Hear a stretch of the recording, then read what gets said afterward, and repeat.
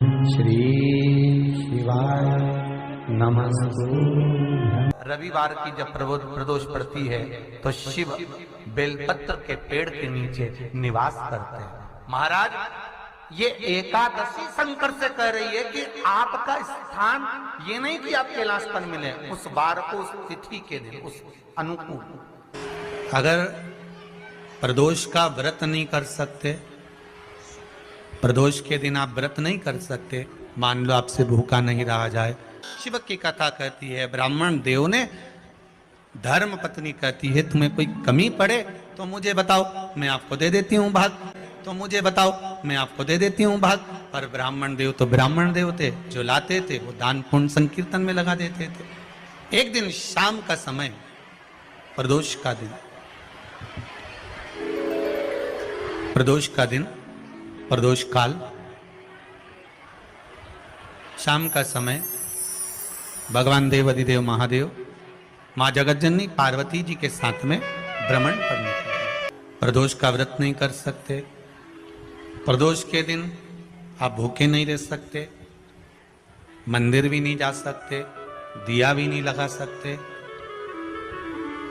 तो शिव महापुराण की कथा कहती है कि प्रदोष के दिन, प्रदोष काल में अपने ही दरवाजे के पास में देवाधिदेव महादेव का स्मरण कर लक्ष्मी की वृद्धि के लिए, कार्य सिद्धि के लिए, संपदा को प्राप्त करने के लिए आप अपने ही दरवाजे के पास में एक दीप लगा सकते हो। कौन से दिन? प्रदोष। एक बात और अच्छे से समझ लीजिए, जो बच्चे चिड़चिड़े होते हैं, चाहे घर में बेटे हों, बहुएं हों, सास हो, ससुर हो, परिवार में छोटे छोटे बच्चे हों, चिड़चिड़ प्रवृत्ति करते हों या चिड़चिड़ा स्वभाव हो, जरा जरा सी बात में क्रोध आ जाता हो, बोलने का भान नहीं रह पाता हो, शब्दों के बाण चलते हों, तो महाराज प्रदोष के दिन, प्रदोष काल में बेलपत्री के पेड़ के नीचे एक, जो पत्ता आपके पास में हो, पान का मिल जाए तो पान का, पीपल का मिल जाए तो पीपल का, बेलपत्र का मिल जाए तो बेलपत्र का, उस पत्ते पर मात्र थोड़ा सा शहद और 7 दाने चावल के रखकर घी का दिया लगा दो महाराज, और थोड़ा सा जल हाथ की अंजलि में लेकर भगवान देवाधिदेव महादेव का स्मरण कर कर कि इस बेलपत्री के वृक्ष के नीचे माता लक्ष्मी, पार्वती, सरस्वती विराजमान है। इसी बेलपत्री के पेड़ के नीचे मेरे देवाधिदेव महादेव का 12 ज्योतिर्लिंग का स्वरूप प्रकट है। उनका स्मरण कर कर जल चढ़ा दीजिए और उसका स्मरण कर लो जो चिड़चिड़ प्रवृत्ति करता हो, क्रोध करता हो, जिसको बोलने का भान नहीं होता हो, सम्मान नहीं देता हो, अपशब्द कहते हो, उनका स्मरण कर कर आप छोड़ेंगे। एकदम एक प्रदोष करेंगे, दूसरे प्रदोष तक तो आपको कोई दिक्कत ही नहीं। 2-3 प्रदोष कर कर देखिए, बाबा कृपा करें। बच्चों को पढ़ने का कह रहे हो, पढ़ने बैठो, पढ़ने बैठो, पढ़ने बैठो, पढ़ने बैठो, तो एक आध प्रयास बच्चों के लिए भी कर लिया करो कि भाई ठीक है। जिस दिन रविवार की प्रदोष पड़े उस दिन एक लाल वस्त्र में पीली सरसों रखकर और उसके अंतर्गत कुछ भी, एक या तो बमुल का कांटा ना मिले तो गुलाब का कांटा ही उसके अंतर्गत रख लीजिए। और मान लो कोई काम ऐसा है कि उसमें पैसा तुम्हारा आ ही नहीं रहा, बहुत घाटे पर घाटा जा रहा है, नुकसान बहुत हो रहा है और कोई काम हो ही नहीं रहा, तो महाराज जिस दिन रविवार की प्रदोष पड़े उस दिन एक लाल वस्त्र में पीली सरसों रखकर और उसके अंतर्गत कुछ भी, एक या तो बमुल का कांटा ना मिले तो गुलाब का कांटा ही उसके अंतर्गत रख लीजिए और उसको शिव मंदिर का स्मरण कराकर शंकर भगवान का नाम लेकर रू भैरव, कौन सा भैरव है उसकी भी कथा भी आने वाली है। ये दारुक नाम के राक्षस का संहार करने के लिए जब माता अवतार लेगी तब शंकर भगवान बच्चे का रूप रखकर रोएंगे, तो शिव जी का एक नाम होगा रू भैरव। ये भैरव कहां पर रहता है? तो कहा ये शमशान में रहता है। कहां रहता है ये भैरव? शंकर का जो एक अवतार है रू भैरव, ये भैरव अवतार शमशान में रहता है। तो इस भैरव का काम क्या है? तो कहा शमशान में, शमशान की जो अग्नि होती है भले की लकड़ी रहे, भले उसमें कोई पदार्थ डाले ना डाले, थोड़ी देर में वो अग्नि रू आवाज, हल्की सी शमशान की जो अग्नि जलती है उसमें आवाज आती है। आप ऐसे कोई अग्नि जलाएंगे ना उसमें आवाज नहीं आएगी, ध्यान देना। हमारे शमशान में अगर जो लोग गए होंगे मुर्दा जलाने के लिए, तो अगर वो एकांत में बैठेंगे तो उसमें से एक आवाज आती है रू रू रू। तो शिव पुराण कह रही है कि उस सरसों को, कांटे को रूरू भैरव का नाम लेकर जिस व्यापार जो नहीं चल रहा है, दुकान जो नहीं चल रही है, उस दुकान के सामने, उस व्यापार के सम्मुख में उसको जला दिया जाता है। यह करा जाता है रवि प्रदोष के लिए। महाराज कौन से प्रदोष? रवि प्रदोष के लिए, जो सुख का भान कराता है, व्यापार की उन्नति के लिए, समृद्धि के लिए, लक्ष्मी के लिए इसका प्रयोग किया जाता है। तो यहां पर दारूक नाम का जो असुर है, दारूक नाम का जो राक्षस है, उसका एक ही कहना है कि मैं मरूं, मना नहीं है ब्रह्मदेव पर, वो मरने का। रवि प्रदोष है, कहते हैं रविवार का यदि प्रदोष पर्व पड़े ना, और शिव जी को 3 चीजें रवि प्रदोष के दिन दी जाती हैं।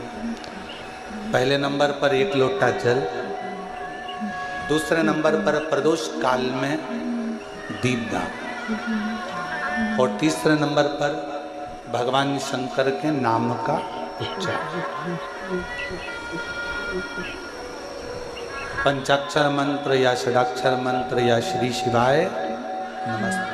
प्रदोष के दिन अगर मालूम पड़े रविवार का जब प्रदोष पड़ता है ना, तो कहीं आपके घर में सूखा बेर भी रखा हो, बोर रखा हो, तो शिव जी को चढ़ा देने से रोग बीमारी समाप्त होती है। रविवार की अगर प्रदोष पड़ जाए, कौन से दिन? रविवार की प्रदोष के दिन ये प्रयोग अवश्य कर देखिएगा। ज्यादा बार नहीं करना है, केवल एक ही बार करना, बाबा स्वयं कृपा करेगा।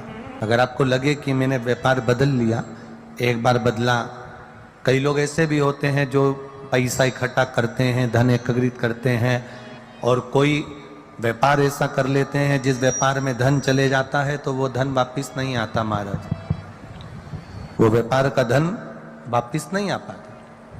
तो बड़े दुखी होता है कि भाई मेरा गया हुआ पैसा नहीं आ रहा, मैं बड़ा कष्ट में हूं, मेरा खुद का ही आ जाए ना तो मैं निहाल हो जाऊं, मेरा अपना ही नहीं आ रहा जो गया हुआ है, तो मैं क्या वर्णन करूं, उसको क्या कहूं। उस व्यापार को बदलने से पहले एक काम जरूर कर देखो।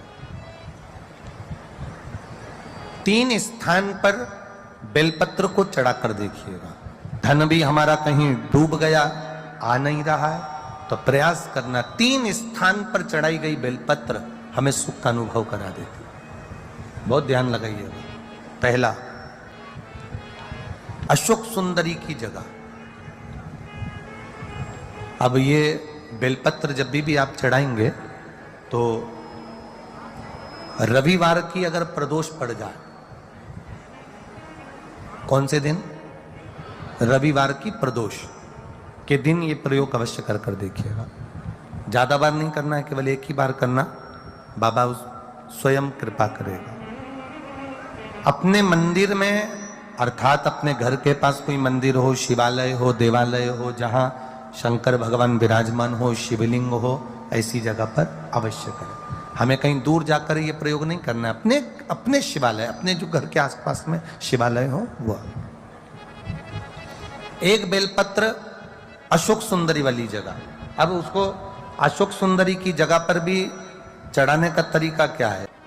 जब हम बेलपत्र चढ़ाएंगे तो उस बेलपत्र को चढ़ाते समय आपकी जो बेलपत्र की डंडी है, इस डंडी का भाग शिवलिंग की ओर होना चाहिए। ये जो डंडी है, इसका भाग अशोक सुंदरी पर जब चढ़ाएंगे तो शिवलिंग की ओर इसका भाग होगा महाराज। दूसरी, बेलपत्र को जब हम समर्पित करेंगे, जया, विषहरा, शामरीवारी, दौतली, देव, मान लो जलाधारी ऊपर नहीं है शंकर जी के, तो उसका स्मरण कर 5 कन्याओं का नाम लेकर जया, विषहरा, शामलीवारी, दौतली, देव, इनका स्मरण कर शंकर भगवान के शिवलिंग पर बेलपत्र रखेंगे। बेलपत्र कहां रखना है? आप अगर यहां बैठे हो तो आपके विपरीत में डंडी का मुख होना चाहिए। ये बेलपत्र की जो डंडी है, इसका मुख आपके विपरीत में हो। आप यहां बैठे हो तो डंडी उधर होगी, आप इधर बैठे हो तो डंडी का मुख इधर होगा, आप उधर बैठे हो तो डंडी का मुख इधर होगा। आपके ठीक विपरीत की ओर डंडी का मुख हो। ये 2 जगह बेलपत्र समर्पित करने के बाद तृतीय बेलपत्र शिवलिंग की जो जलाधारी है, जहां पर भगवान शंकर का शिवलिंग रखा है, वहां स्पर्श कराकर, केवल छुआना है, स्पर्श कराकर बेलपत्री के पेड़ के नीचे ही कोई कंकर हो, कोई शंकर हो, या कोई मिट्टी का ढेला हो, नी हो, तो वहीं मिट्टी को थोड़ी सी ऊंची कर एक बेलपत्र बैठकर इस बेलपत्री की डंडी जड़ की ओर, मतलब जो वृक्ष होता है उस ओर इस डंडी का मुख होना चाहिए। ये 3 रविवार के प्रदोष के दिन शंकर भगवान पर चढ़ाई गई बेलपत्र से हमारा गया हुआ धन भी पुनः आने का रहता है, और हमारा जो व्यापार बार बार बंद हो रहा है, शिव की कृपा से एक बार चालू तो चालू हो ही जाता है। प्रदोष का दिन, प्रदोष काल, शाम का समय, भगवान देव अधिदेव महादेव माँ जगतजननी पार्वती जी के साथ में भ्रमण पर निकले। देखिए, अगर प्रदोष का व्रत नहीं कर सकते, प्रदोष के दिन आप व्रत नहीं कर सकते, मान लो आपसे भूखा नहीं रहा जाए, प्रदोष का व्रत नहीं कर सकते, प्रदोष के दिन आप भूखे नहीं रह सकते, मंदिर भी नहीं जा सकते, दिया भी नहीं लगा सकते, तो शिव महापुराण की कथा कहती है कि प्रदोष के दिन, प्रदोष काल में अपने ही दरवाजे के पास में देवाधिदेव महादेव का स्मरण कर कर लक्ष्मी की वृद्धि के लिए, कार्य सिद्धि के लिए, संपदा को प्राप्त करने के लिए आप अपने ही दरवाजे के पास में एक दीप लगा सकते हो। कौन से दिन? प्रदोष के। एक बात और अच्छे से समझ लीजिए, जो बच्चे चिड़चिड़े होते हैं, चाहे घर में बेटे हों, बहुएं हों, सास हो, ससुर हो, परिवार में छोटे छोटे बच्चे हों, चिड़चिड़ प्रवृत्ति करते हों या चिड़चिड़ा स्वभाव हो, जरा जरा सी बात में क्रोध आ जाता हो, बोलने का भान नहीं रह पाता हो, शब्दों के बाण चलते हों, तो महाराज प्रदोष के दिन, प्रदोष काल में बेलपत्री के पेड़ के नीचे एक जो पत्ता आपके पास में हो, पान का मिल जाए तो पान का, पीपल का मिल जाए तो पीपल का, बेलपत्र का मिल जाए तो बेलपत्र का, उस पत्ते पर मात्र थोड़ा सा शहद और 7 दाने चावल के रखकर घी का दिया लगा दो महाराज, और थोड़ा सा जल हाथ की अंजलि में लेकर भगवान देवाधिदेव महादेव का स्मरण कर कर कि इस बेलपत्री के वृक्ष के नीचे माता लक्ष्मी, पार्वती, सरस्वती विराजमान है, इसी बेलपत्री के पेड़ के नीचे मेरे देवाधिदेव महादेव का 12 ज्योतिर्लिंग का स्वरूप प्रकट है, उनका स्मरण कर कर जल चढ़ा दीजिए, और उसका स्मरण कर लो जो चिड़चिड़ प्रवृत्ति करता हो, क्रोध करता हो, जिसको बोलने का भान नहीं होता हो, सम्मान नहीं देता हो, अपशब्द कहते हो, उनका स्मरण कर कर आप छोड़ेंगे। एकदम एक प्रदोष करेंगे, दूसरे प्रदोष तक तो आपको कोई दिक्कत ही नहीं। 2-3 प्रदोष कर कर देखिए, बाबा कृपा करें। बच्चों को पढ़ने का कह रहे हो, पढ़ने बैठो, पढ़ने बैठो, पढ़ने बैठो, पढ़ने बैठो, तो एक आध प्रयास बच्चों के लिए भी कर लिया करो कि भाई ठीक है, बच्चे लोग विद्या में प्रबल होंगे।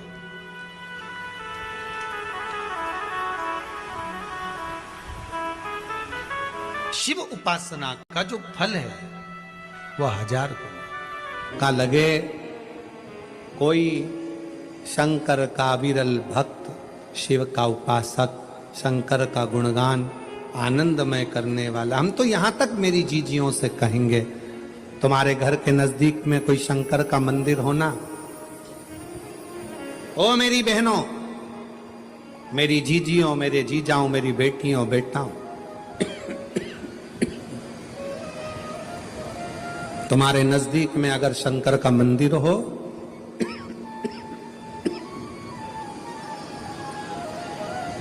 तो उस शिव मंदिर में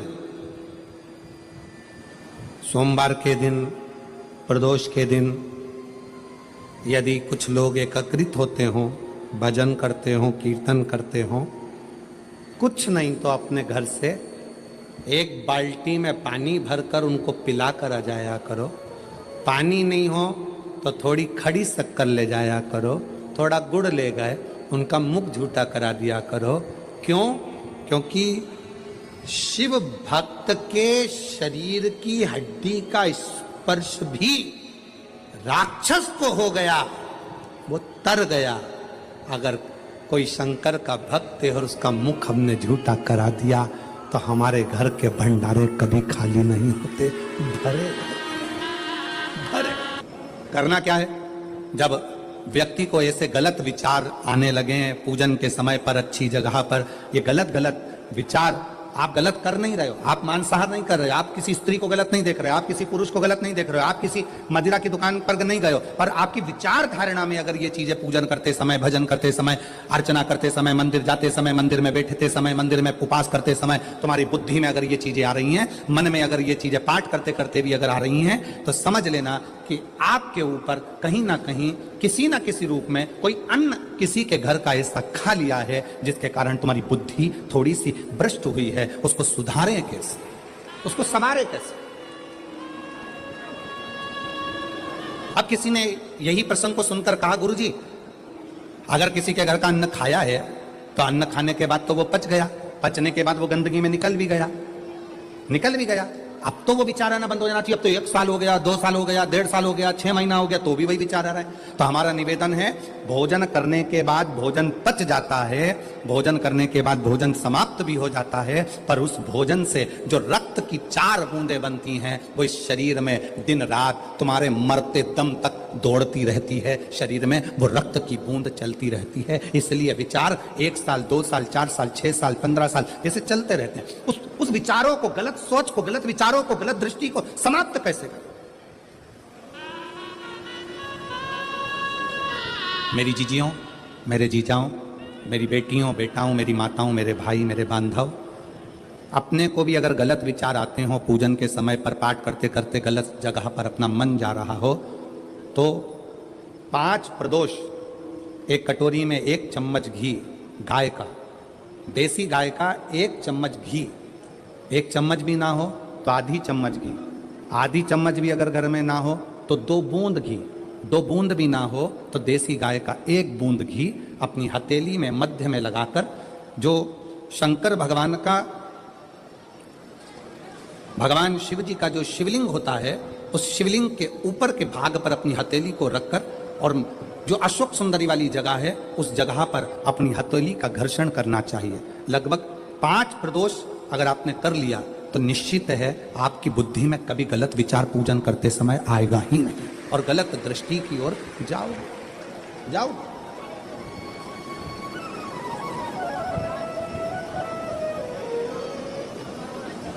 वेद लक्षणा गाय, देसी गौ माता का घृत जीवन को एक आनंदता देता है, आनंद।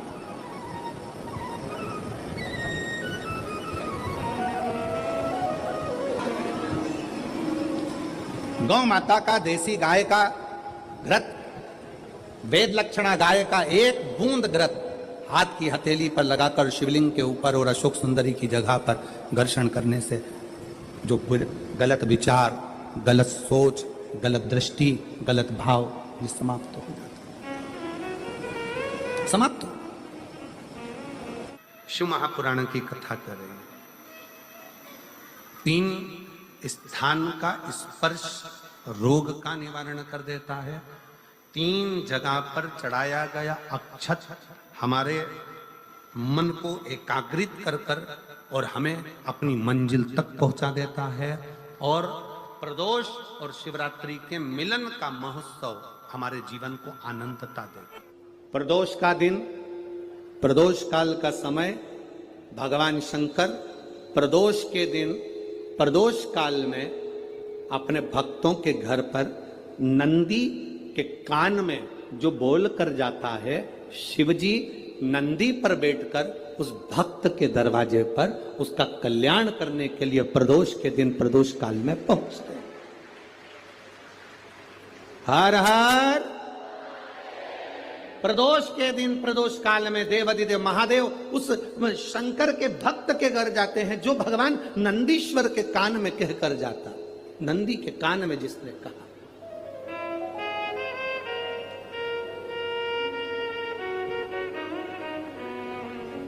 शंकर भगवान के इस शिवलिंग का स्मरण आप करेंगे। बीच में जो एक मोटी सी लाइन होती है इसको अशोक सुंदरी कहते हैं। सब लोग दर्शन करें, जम के बोलो जरा, करें। अशोक सुंदरी की जगह जहां पूरी हो जाती है उसके बीच में शिवलिंग और उसके बीच में थोड़ी सी जगह खाली आती है। करें दर्शन, समझना जरा बहुत अच्छे से। जैसे ये अशोक सुंदरी की जगह है, हम निवेदन करेंगे आस्था चैनल वालों से भी और एलईडी वाले भी, जिन जिनको एलईडी पर आप दर्शन करा रहे हैं वो पूरी तरह से कराएं। गणेश जी का स्थान, षडानंद कार्तिकेय का स्थान, अशोक सुंदरी का स्थान बीच में। अशोक सुंदरी का जो स्थान पूरा हो जाता है वहां से लेकर शिवलिंग के बीच में खाली जगह आती है। करें दर्शन आप लोगों ने, खाली जगह आती है।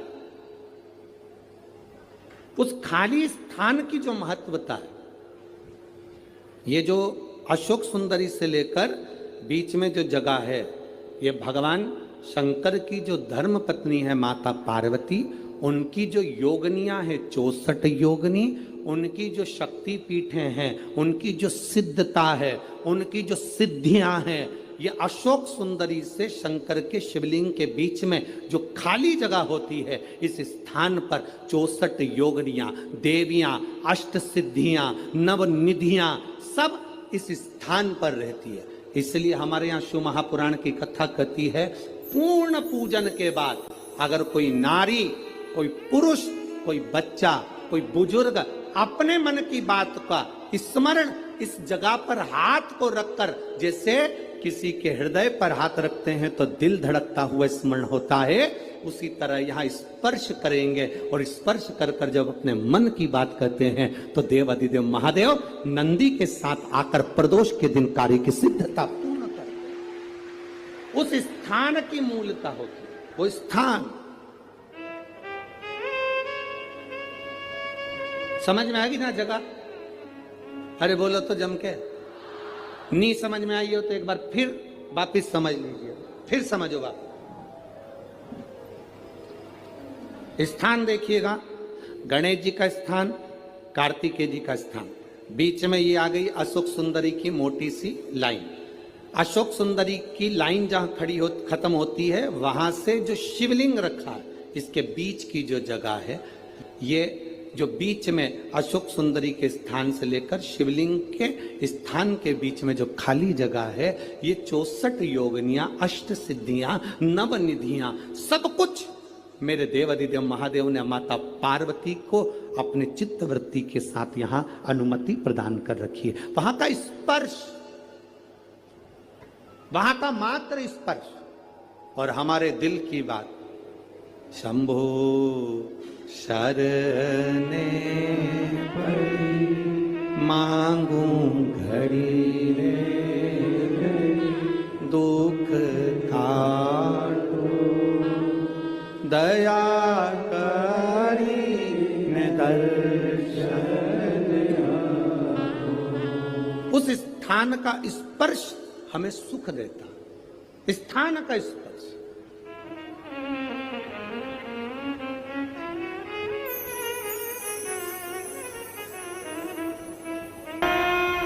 और कितनी सुंदर बात नंदी ने कही है। नंदी ने ये बात जो कही वो वास्तव में बड़ी सुंदर है कि मान लो यदि कोई कार्य तुम्हारा हो नहीं रहा और पूरी दुनिया में तुमने कर कर देख लिया, बहुत प्रयास कर कर देख लिया, तो भी वो कार्य अगर तुम्हारा नहीं होता, तो फिर एक काम करो कि शिव की स्तुति करो, शंकर की स्तुति, शंकर का गुणगान, शंकर की भक्ति, शंकर का स्मरण।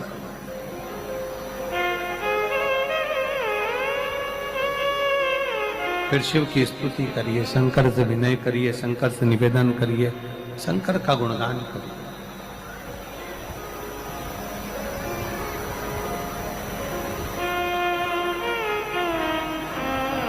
पर भगवान की भक्ति होती कब?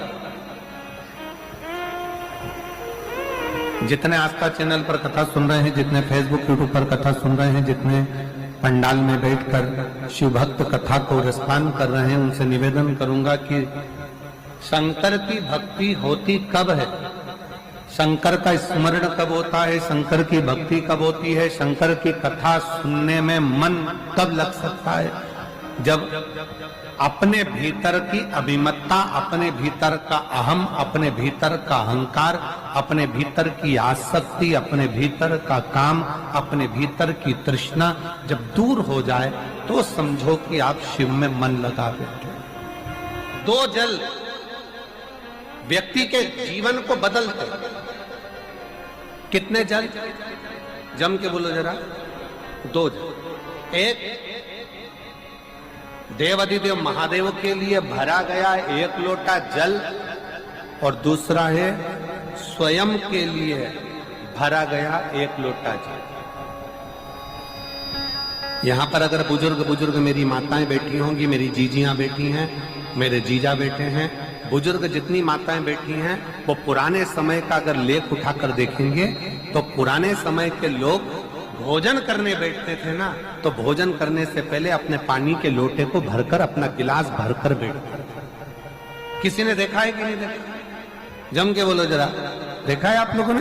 पुराने समय के लोग जब भोजन करने बैठते थे, पुराने समय के लोग जब भोजन करने बैठते थे तो अपना पानी का गिलास, अपना पानी का लोटा पहले भरकर आसन लग जाता था। बहू आसन लगा देती थी, बहू खाना बना देती थी, घर की पत्नी खाना बना देती थी, भोजन बना देती थी, घर के लोग भोजन दे देते थे। थाली कोई भी लगा कर ला कर दे, थाली कोई सजा कर ला कर दे, पर घर का जो व्यक्ति खाना खाने बैठता था, भोजन करने बैठता था, वो अपना पानी स्वयं भर कर बैठता था।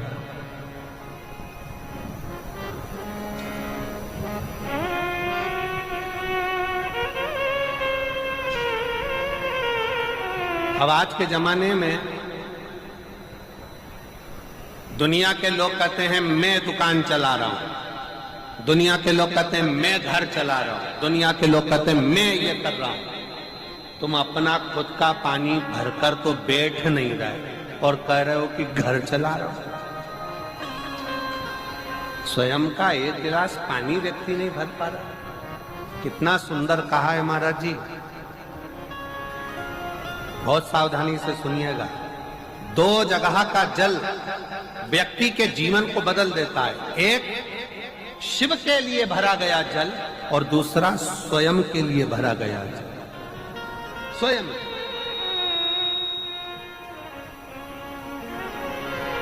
शंकर के मंदिर में जा रहे हो, एक लोटा जल अपने घर से भरकर लेकर चले जाओ और अपने घर में जब तुम भोजन करने बैठ रहे हो, जब तुम रोटी खाने बैठ रहे हो, भोजन करने बैठ रहे हो, भोजन ग्रहण करने बैठ रहे हो, जब तुम भोजन को ग्रहण करने के लिए बैठ रहे हो, तब अपने घर में जब तुम भोजन ग्रहण करने बैठ रहे हो तो एक लोटा जल या एक गिलास पानी भरकर बैठो।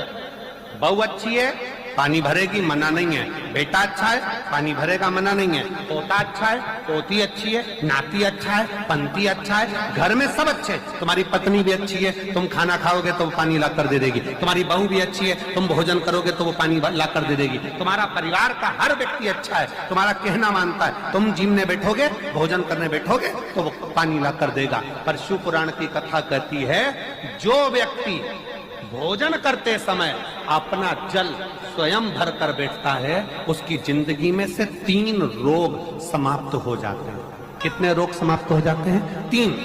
पहला, अपना जल स्वयं भरकर बैठने वाले के घुटने का कभी भी डॉक्टर उस पे घुटने बदलने का बोलेगा ही नहीं। घुटना बदल कर कंधे तक जिसकी हड्डी में दर्द होता हो, या जो सुबह सुबह सोकर उठता हो और उसके कंधे दुखते हो या पीठ दुखती हो।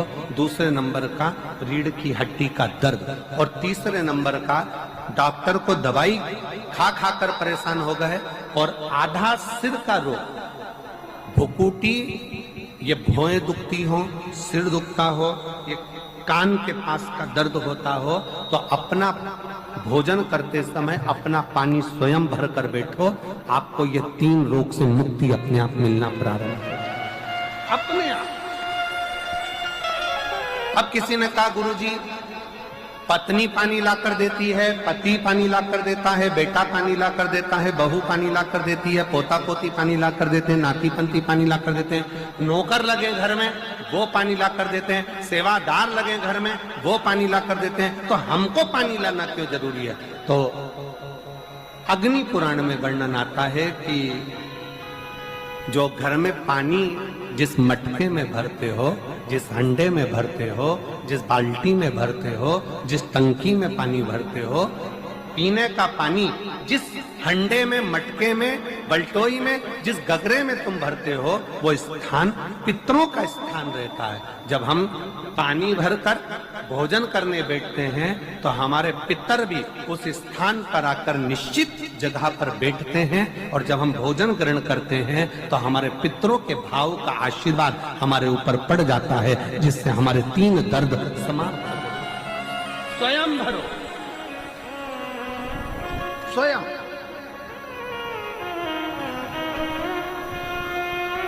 अब आज का जमाना इतना विचित्र है कि नौकर चाकर, परिवार, घर इतना बड़ा हो गया।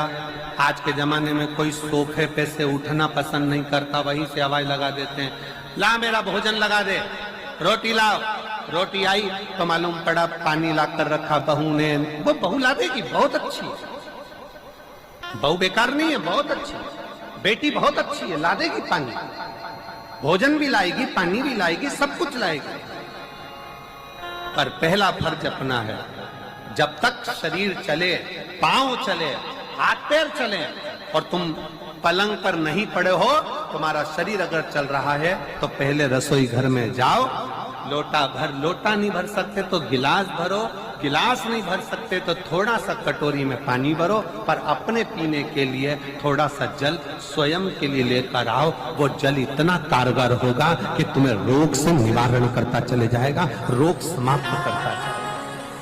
सुबह, दोपहर और शाम प्रदोष का, प्रदोष ये 3 समय एक ऐसा समय है, मान लो सुबह यदि आपको समय ना मिले भगवान शंकर का गुणगान करने के लिए, मान लो दोपहर का समय ना मिले शंकर भगवान का गुणगान करने के लिए, तो शिव पुराण कहती है जब सूर्य डूब रहा हो, प्रदोष काल का जब समय हो, तब उस शंकर का गुणगान करो तो सारी जिंदगी तुम्हें किसी के आगे हाथ नहीं फैलाना पड़ेगा। भगवान भोलेनाथ स्वयं तुम्हें उतना प्रबल वैभवपति बना